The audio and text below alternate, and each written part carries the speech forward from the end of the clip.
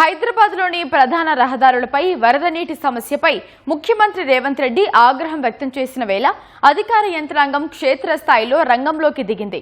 వరద నీటి సమస్యకు కారణాలను గుర్తించి వారం రోజుల్లో పరిష్కరించే విధంగా చర్యలు చేపట్టింది. నగరంలోని కాలువలపై వేసిన సిమెంట్ స్లాబులే వరద ముంపునకు కారణమని హైడ్రా గుర్తించింది. కనీసం డీస్టిల్లింగ్ చేయడానికి కూడా అవకాశం లేనందునే వానలు పడగానే సమస్య తీవ్రమవుతోందని హైడ్రా కమిషనర్ రంగనాథ్ తెలిపారు. కొండాపూర్, శంషాబాద్, అత్తాపూర్, రామ్దేవ్ బాబానగర్, హైదర్గూడ ప్రాంతాల్లో traffic joint CP Joel Davis తో కలిసి రంగనాథ్ పర్యటించారు. ఆయా ప్రాంతాల్లో వరద ముంపునకు నాలాల్లో పేరుకుపోయిన పూడికే ప్రధాన కారణమని గుర్తించారు. ప్రతి 3 మీటర్లకు వరద కాలువలను చేసే వ్యవస్థ ఉంటే డీస్టిల్లింగ్ పనులు పూర్తి స్థాయిలో జరిగేవని అధికారులు కమిషనర్కు వివరించారు.